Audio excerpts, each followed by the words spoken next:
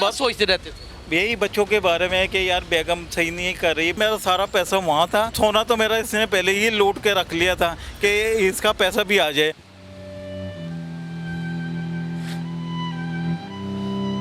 जब मैं मस्कत से बीमार होके आया, अपने पास रखा है, मेरा इलाज कराया, लोगों को दिखाने के लिए ना। बात कर ले फोन पे अभी, वो फ़ोन मेरा तो उठाती भी नहीं। हमारा उठा लेगी। बाहर में कहीं बाजी, आप ये बताएं कि आप कौन से मीडिया से बात कर रहे हैं? उर्दू वायरल से बोल रहे हैं कि आपने उनका 14 लाख रुपया बाहर से मंगा के हड़प कर लिया है और आपके अपने बेटे के क्या करेंगे? मुझे फांसी लगवा देंगे वो? क्या सिर्फ और सिर्फ मर्द ही औरत को ठगता है? क्योंकि माशरे में ये अनोखा खेल नहीं है जो एक आदमी से सिर्फ खेला गया है, ये तो हर दूसरा शख्स इसमें मुतासर हुआ पड़ा है। अस्सलाम वालेकुम नाज़रीन, आप देख रहे हैं उर्दू वायरल और मेरा नाम है यासिर शमून खान। बसा औकात मैं कभी किसी स्टोरी को कवर करने के लिए जाता हूँ तो मेरा दिल अंदर से बिल्कुल मर मिटा होता है। मैं शायद खुद भी कुछ बच्चों का बाप हूँ और ज़िंदगी के बहुत सारे हादसा से दो चार भी रह चुका हूँ। दर्द को बड़ा करीब से महसूस कर लेता हूँ। मेरे सेंसर एक आम आदमी से ज़्यादा अलर्ट हैं। लेकिन जब आप शकील अहमद की कहानी सुनेंगे कि एक ऐसी औरत जो इनके साथ अरसा दराज पहले रिश्ता इज़्दवाज में बनती है। नाज़रीन, मैं आपको बताता चला जाऊं कि रिश्ता इज़्दवाज में जो शख्स बनता है उसी से बच्चे पैदा करने का मज़हब भी हक देता है और माशरा भी हक देता है। अगर उसके अलावा यही सिलसिला या यही हक़ ज़ौजियत किसी गैर मुनासिब तरीके से अदा किया जाए तो माशरा उसके ऊपर थू थू करता है। यानी कि हम अपनी बेटियां अपने हाथों से डोली में बैठा के किसी के सुपुर्द करते हैं और फिर बेटी के साथ हाथ होने की बजाय उल्टी कहानी हो जाए, बेटी ही हाथ करके चली जाए। और वो बच्चे जिसको इंसान अपनी रीढ़ की हड्डी में से पैदा करता है, यानी कि सारी ज़िंदगी ठोकरें खाता है, सारी ज़िंदगी एक छाँव बन के सामने खड़ा रहता है और औलाद समझती है कि ये छाँव मुझे अल्लाह ताला की तरफ से मिली है। नहीं, वो बाप सारी धूप अपनी कमर के ऊपर बर्दाश्त कर रहा होता है। पूरे ख़ानदान को एक टोकरे की सूरत में उसने अपने सर पे उठाया होता है। लेकिन जब उसको धचका लगता है, उसके ऊपर बुरा वक्त आता है और फिर लूट खसूट का बाजार गर्म करने वाले और कोई नहीं, अपनी ही ज़ौजा मोहतरमा और अपनी ही औलाद होती है, तो फिर ये बात बाज़बाने ज़दे आम भी होती है, छुपी नहीं रहती। इस वक्त मेरे साथ शकील साहब मौजूद हैं। अस्सलाम वालेकुम। वालेकुम अस्सलाम। की हुआ? मेरा नाम शकील अहमद, मैं ठीक हूँ। फालिज हो गया मुझे एक साल 2 महीने पहले मस्कत में ओमान में हुआ था। आप ओमान में सोने के कारीगर थे?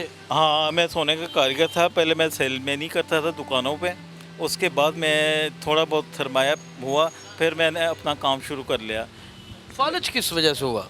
फालिज ये बस ये टेंशनों से, क्योंकि जो मेरी बेगम है ना, ये नाजायज़ ताल्लुकात लोगों से रखती है, लोगों से अपनी यारियाँ रखती है। उसकी वजह से मेरा दिमाग बहुत ज़्यादा, मुझे नींद नहीं आती थी रातों को, जिसकी वजह से मैं बहुत परेशान रहता था कि चलो मैं अपने छोटे बच्चों से, मेरे बच्चों की तमाम तस्वीर जो मेरा मोबाइल वगैरह इसने छीन के रख लिया है, मेरा पासपोर्ट वगैरह भी छीन के। आप मुझे ये बताएं कि आपको फालिज किस वजह से हुआ? वही बात बता रहा उसको हूँ। मुख्तसर मेरे जो बच्चे थे ना, उनके साथ मेरा खेलना कूदना बहुत अच्छा था। उनकी तस्वीरें मैंने फेसबुक से निकाली हैं, देखता था, अब भी देखता हूँ मैं।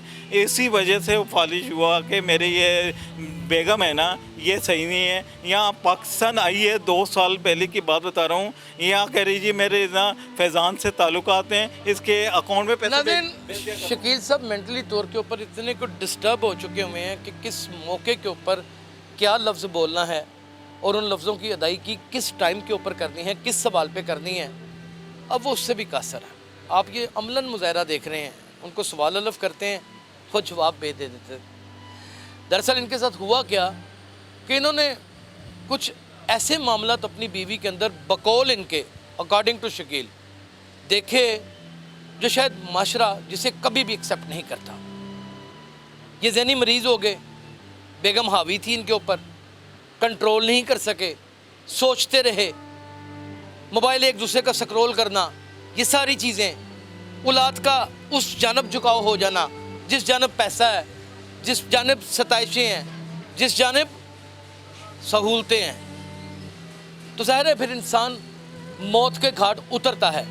इन्हीं सोचों में मैं हुआ हूँ। उसके बाद सोचते रहते थे? यही बच्चों के बारे में है कि यार बेगम सही नहीं कर रही, बच्चों को बच्चे भी कभी बेगम को बाय फोर्स रोकने की कोशिश की? इसको मैंने बहुत दफ़ा कहा कि जो तुम कर रही है ये सही नहीं कर रही हो, ना करो। एक्सेप्ट करती थी कि मैं ये कर रही हूँ? कहती नहीं नहीं, उनका नाम क्या है? महनाज अजीज़ उसके वालिद का नाम। अभी भी लाहौर में रहती है? अभी लाहौर में रहती है। जब मैं मस्कत से बीमार होके आया, मुझे महीना 1.5 महीना इसने अपने पास रखा है, मेरा इलाज कराया, लोगों को दिखाने के लिए ना, सती प्रिटेंड करने के लिए। हाँ, एक वो बन गई है, मोमिन औरत बन गई है मेरे लिए ना। सूरतें पढ़ती थी, मेरे कुरान शरीफ पढ़ती थी, सूरह बकरा पढ़ती थी कि मैं सही हो जाऊँ। मकसद क्या थे, आपकी सेहत या फिर इसके पीछे लूट घसूट? असल में ये लूट खसूट थी, मेरा सारा पैसा वहाँ था, आया नहीं था। सोना तो मेरा इसने पहले ही लूट के रख लिया था कि इसका पैसा भी आ जाए। वो जो कराती थी ना कुरान शरीफ वगैरह, मेरे तमाम रिश्तेदारी, इसके बहनें भाई वगैरह जो हैं सबको, और हमारे जितने जान पहचान वाले को बुलाती थी कि शकील की भलाई के लिए कर रहे हैं कि शकील को अल्लाह ताला सेहत दे। लेकिन अंदर जो मकसद था ना इसका, जो ये फैज़ान को रखा हुआ था, उसको भी फैज़ान कौन था? फैज़ान मेरा बेटा है, उसका दोस्त बना हुआ। वो उससे तकरीबन 40 साल बड़ा होगा, 20 से 30 साल बड़ा होगा, इतनी फ़र्क है। ये 19 फैज़ान से? हाँ, ये 19 साल का है, वो 40 साल का होगा। तो उसने ये हमारा शेरोज़ है। फैज़ान इनके दोस्त का बेटा है और दोस्त से 40? मेरा दोस्त नहीं है, मेरे बेटे का दोस्त। आपके बेटे का दोस्त है? हाँ जी। और 40 साल अब इनके बेटे से बड़ा है? जी जी, 20 साल तो बड़ा है, तकरीबन 20-22 साल का बड़ा है। मैं उससे कहता था तू इस बंदे से क्यों मिल रहा है? मैं उस वक्त बीमार था, मुझसे बोला नहीं जाता था, आवाज़ नहीं निकलती कि नहीं नहीं वो मुझे काम सिखाता है। उसको काम बिल्कुल नहीं सिखाता था। अपने काम के लिए कभी बाहर भेज दिया, कभी कहीं भेज दिया। आपको जब ये ड्यूरिंग इलाज, आपका इलाज कर रही थी, तब आपको ये सही लग रही थी कि गलत लग रही? नहीं, मुझे बहुत अच्छा लग रही थी। दोनों बाप बेटे के मेरा इलाज कर रहे हैं। इन्होंने महीने के अंदर अंदर मेरा इलाज किया। उसके बाद इसने जो गाली गलौज करती थी मुझे, किस वजह से गाली गलौज कर रहे हैं? क्या जी हमारे पास पैसा नहीं है, तेरे ऊपर पैसा लगे जा रहा है, तो बहुत बोलता है। रातों को सोती थी, ये दोपहर को 2 बजे उठती थी। मैं फालिज था, मुझे शुगर हुई थी। शुगर में मुझे इतनी प्यास लगती थी, एक बोतल पानी की रात के टाइम देती थी, वो मेरी ख़त्म हो जाती थी प्यास की वजह से। रात को अगले दिन 2-2 बजे तक इसने नाश्ता नहीं करता देना। मेरी हालत ऐसी होती है जैसे क्यों पलट गया सब कुछ? पहले तो वो खिदमत कर रही थी। वो दिखावा था, लोगों को दिखावे के लिए करते थे। मुझे इतना रोना आता है कि ये इतने मेरे साथ ऐसा नहीं किया। मुझे दिखावा कर मैं बहुत अच्छी हूँ, बहुत अच्छी हूँ।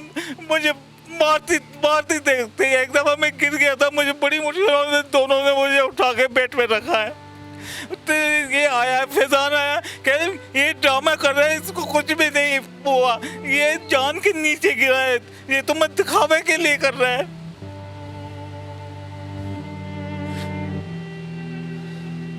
हालत ज़ार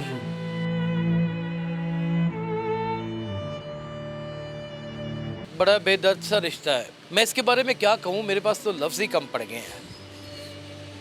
ये दुनिया का सबसे नंगा तरीन रिश्ता है। अगर कल को इनको कुछ हो जाता तो इनको गुस्ल देने का हक भी सिर्फ उसी औरत को है। उसे ख्याल ही नहीं आया। मकसद क्या थे उसके? 5-6 दिन पहले की बात है कि ये ना हमारे उस इलाके में आया मेरा बेटा। ऐसा तो नहीं कि आप भी किसी औरत के साथ अपनी आशनाई लड़ा? अल्लाह माफ करे, मेरा तो किसी औरत। ऐसा तो नहीं है कि आप बजाते खुद चाहते थे कि जो दौलत मेरी बाहर पड़ी हुई है वो मेरे पास ही आ जाए? इनका कभी हिस्सा ना? नहीं, मैंने तो सारी उम्र इसी का साथ दिया, इस औरत का साथ दिया। कितनी दफ़ा तो घर से बात कर ले फ़ोन पे। अभी वो फ़ोन मेरा उठाती भी नहीं। हमारा उठा लेगी? उठा लेगी तो ठीक है, पूछ ले उससे। नहीं, वो उल्टी सीधी बातें करती है, मेरे खिलाफ करती है। मेरी माँ बात नहीं, पूछ ले। रात को 2-2, 3-3 बजे तक मुझे वहाँ पे पानी नहीं देती। और अपना फैज़ान जो इसका शेरोज़ का उस्ताद है, वो 2-2, 3-3 बजे तक रहता है। मैंने मेरी शेरोज़ का जो दोस्त है उसका क्या संबंध है, उसका क्या ताल्लुक है आपकी मिसेस के साथ?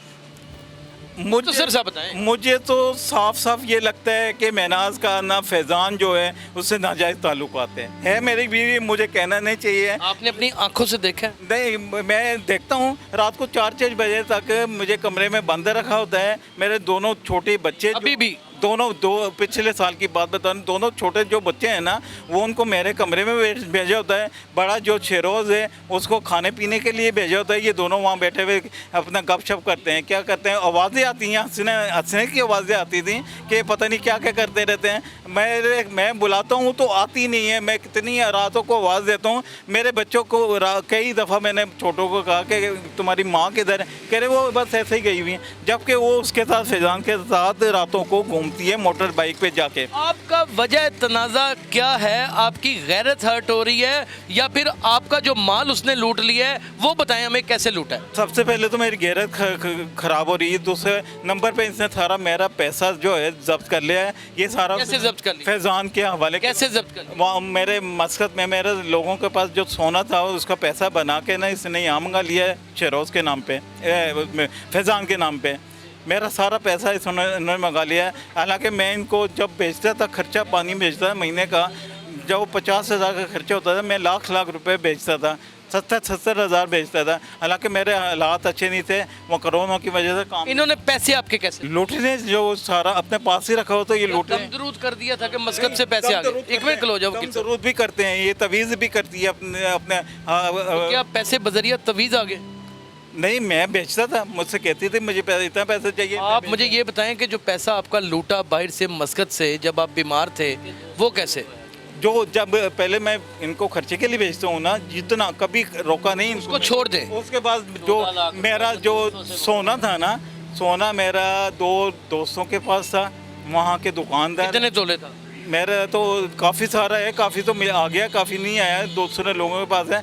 जो मेरे दोस्तों के पास था ना, एक के पास 8-10 लाख रुपए था, वो इसने मंगवा लिया। एक के पास 9-10 लाख था, वो मंगा लिया। तकरीबन इनके पास ये 14 लाख आ गए हैं। ये रसीदें मेरे इस मोबाइल में मौजूद हैं जो इसने वसूल किए हैं फैज़ान ने।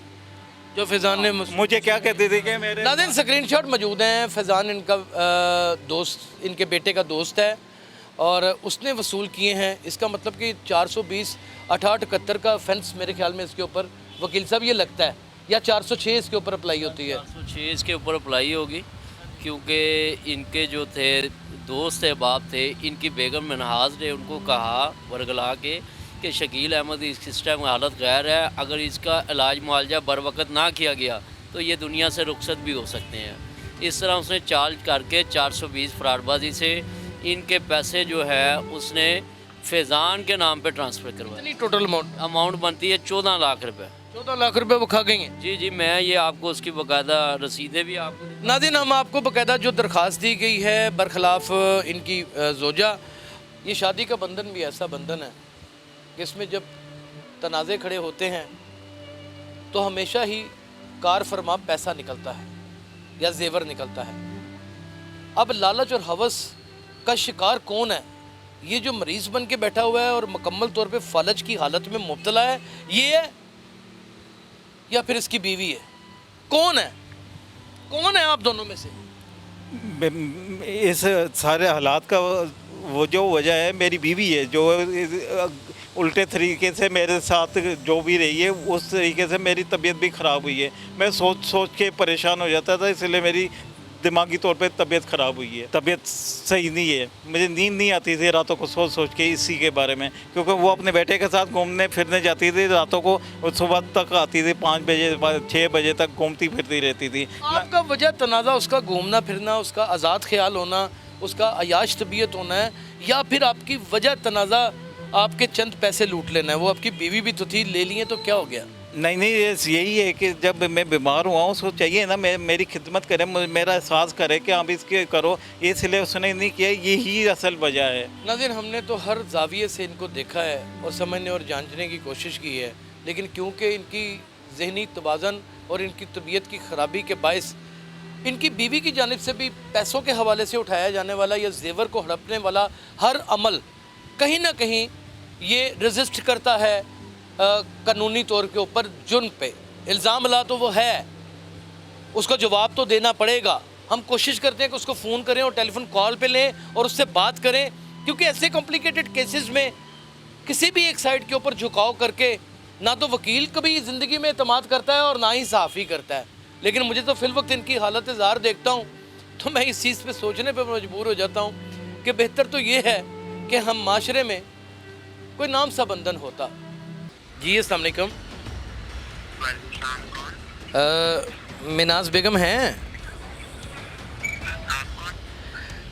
मैं उर्दू वायरल टेलीविज़न से यासिर शमून ख़ान बात कर रहा हूँ। उनके शोहर के साथ मैं प्रोग्राम कर रहा हूँ और मुतादिद यहाँ पे मीडिया भी आया हुआ है, क्योंकि सहाफ़ती असूल हैं कि हम आपकी इनकी मिसेस का भी मौक़िफ़ जान सकें। ये तो बहुत ज़्यादा इल्ज़ाम तराशी हैं और पता नहीं क्या कुछ कह रहे हैं, तो मैं उनसे बात करना चाह रहा हूँ। आप कौन बोल रहे हैं?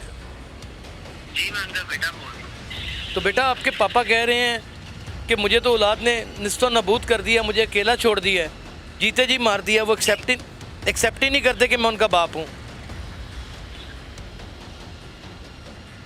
हेलो, नहीं सर ऐसी कोई बात नहीं है, ठीक है। ऐसी कोई बात नहीं। पापा हैं आपके? ये कौन सा मीडिया ये बताए ना। ये उर्दू वायरल मीडिया है और इस वक्त आप रिकॉर्ड के ऊपर हैं। मैं चाहता हूँ कि आपका भी मौक़िफ़ आ जाए, कहीं ये गलत बयानी ना कर रहे हो। अस्सलामुअलैकुम भाई, सुनेंगे या सिर्फ बोलना ही आता है? जी मनाज बैजी, क्या हाल है, कैसी हैं? बाहर में कहीं बाजी। आप ये बताएं कि आप कौन से मीडिया से बात कर रहे हैं? उर्दू वायरल से बोल रहे हैं। आपका फ़ोन मुकम्मल तौर के ऊपर रिकॉर्ड हो रहा है। कहाँ से बात कर रहे हैं? उर्दू वायरल टीवी से। अच्छा, तो क्या चाहते हैं आप? ये आपके मियाँ साहब चाह रहे हैं, हम नहीं चाह रहे। उन्होंने पूरा मीडिया इकट्ठा किया हुआ है और वो आप पे लातदाद इल्ज़ाम लगा रहे हैं, कुछ ऐसे इल्ज़ाम जो मैं आपके सामने तो कह भी नहीं सकता, मुझे शर्मिंदगी हो रही है। तो वो तो बेचारे इल्जाम ही लगा सकते हैं, 22 साल से इल्जाम ही लगा रहे हैं और उनके पास क्या रह गया? वो कहते हैं कि आपने उनका 14 लाख रुपया बाहर से मंगा के हड़प कर लिया है और आपके अपने बेटे के। क्या करेंगे? मुझे फांसी लगवा देंगे वो। अच्छा, यानी कि आपका कुछ नहीं हो सकता। अभी तो उन्होंने मेरे खिलाफ थाने में दरख्वास्त दी है, अभी उनको चैन नहीं आ रहा है, तभी वो कुछ कर रहे हैं। उन्हें लेकिन चैन नहीं आ लेकिन रहा। उनकी हालत पे बहन, आपको उनकी हालत पे तरस नहीं आ रहा कि उनको फालज है और आप उनको छोड़ के मेरी हालत से किसी को तरस नहीं आ रहा। आप कह रहे हैं मैं अपने बच्चे लेके किराए पे बैठी हूँ, मैं कैसे अपना घर चलाती हूँ, मेरे पे किसी को तरस नहीं आ रहा। वो माजूर हो गया 1 साल से, तो उस पे सबको घर तो इनके पास अपना मौजूद है, तो आप वो इनके इल्जाम लगा रहे, गालियाँ दे रहे, वो ठीक है ना? वो ठीक है हर जगह। फिर नहीं, हम तो नहीं आपको गलत कह रहे। देखिए, we are not party. We are मिनाज आप मेरी बात। टेंशन ना ले आप। उससे कहें कि फिर ऐसे बात करनी है तो ठीक है। शरीफों का ये काम नहीं है जो वो कर रहे हैं बैठ के। ये पूरा खानदान अपनी औकात दिखा रहे हैं फिर इस तरह बैठ के वहाँ पे।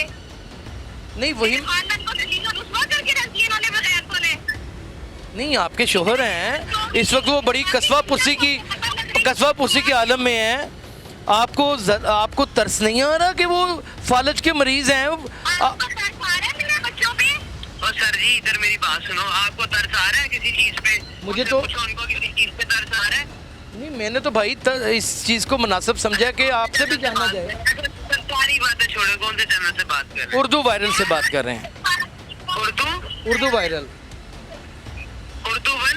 उर्दू वायरल भाई, उर्दू वायरल यूट्यूब का चैनल है ये? जी, ये यूट्यूब और फेसबुक का चैनल है, ये डिजिटल मीडिया है।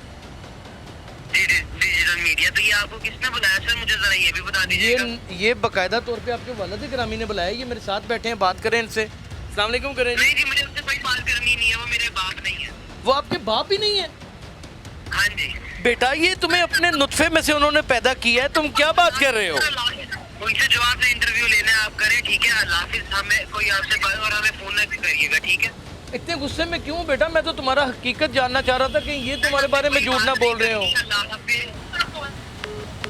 नाज़रीन, ये तो मुझे पूरी की पूरी कहानी 100% सच नज़र आ रही है। एक जवान सी आवाज़ महनाज की और इतनी कड़कती हुई, इतनी तवानाई से भरपूर, और बेटा ऐसे सफ़ेद खून के साथ गरजता बरसता। उसने ये भी ख्याल नहीं किया कि ये मीडिया है और रियासत का एक चौथा सतून है। उसने उसकी भी उतार के हाथ में पकड़ा दी। इसका मतलब कि आपके साथ मुकम्मल तौर पे हाथ हो गया है। मेरे साथ मुकम्मल हाथ किया है, इन दोनों माँ बेटे ने किया। ये अभी कह रहे हैं ना मैं बाप नहीं हूँ। इससे पूछो तू नाजायज़ औलाद है जो ऐसी बातें कर रहा है, उल्टी सीधी बातें कर रहा है। तुझे शर्म नहीं आती कि बाप को क्या कहते हैं, वो लोगों को क्या कहता है, कह रहे मेरे बाप का मैं तो जरासीम है, इनको हाथ लगाओगे तो तुम बीमार हो जाओगे, तुम ये हो जाओगे। मेरे छोटे बच्चों को भी मेरे खिलाफ ये रोकता है, इतनी बदतमीजी करता है कि मुझे रोना आता है। रातों को अक्सर मैं रोता रहता हूँ कि मेरे छोटे बच्चे हैं, मुझसे बहुत प्यार करते थे, उनको भी इसने बहुत मेरे खिलाफ कर दिया है बच्चों को। कोई हम नफस नहीं है, कोई राजदा नहीं है, सो वो एक दिल था अपना, अब वो मेहरबान नहीं है। सपने बेचने आ तो गए हो, देख लो दुनिया के बाज़ार में इनकी कीमत कितनी है। अगर इन्हीं पत्थरों पे चल के आ सको तो आओ, मेरे घर के रास्ते में कहीं कहकशा नहीं। ये वलीद, ये तो सारा कुछ सुनने के बाद रूह नहीं कांप जाती? और मैं तो बड़ी हरदर्मी भी खतून उतरी। अब आप देखें कि आपने खुद देखा, लाइव आपने लिया है, आपने उनको मुतअद्दिद बार बताया है कि आप ऑन द रिकॉर्ड बात हो रही है, बट उनका जो वे ऑफ टॉकिंग था वो बिल्कुल इस नामुनासिब था। तो इनके सामने उनका जो बात करने का तरीक़ाकार होगा वो पुलिस क्यों नहीं इस ऑफेंस के ऊपर एक्शन ले रही? हकामे वाला क्यों खामोश बैठे हुए हैं? क्या सिर्फ और सिर्फ मर्द ही औरत को ठगता है? क्या ये बात हकीकत नहीं कि मर्द अगर अपनी बीवी के नाम जायदाद नहीं करता तो उसके हज़ारों तहफ़्फ़ुज़ात होते हैं? क्योंकि माशरे में ये अनोखा खेल नहीं है जो एक आदमी से सिर्फ खेला गया है, ये तो हर दूसरा शख्स इसमें मुतासर हुआ पड़ा है। ये तो जिगर के अंदर झांक के देखना पड़ेगा कि कितना छन्नी हुआ पड़ा है। अपना बहुत ख्याल रखिएगा और देखिएगा कि कितना दर्द है। उस दर्द को अगर समझ सकें या अंदाज़ा लगा सकें या उसको मैयर कर सकें तो कमेंट सेक्शन में बताइएगा। अल्लाह हाफ़िज़।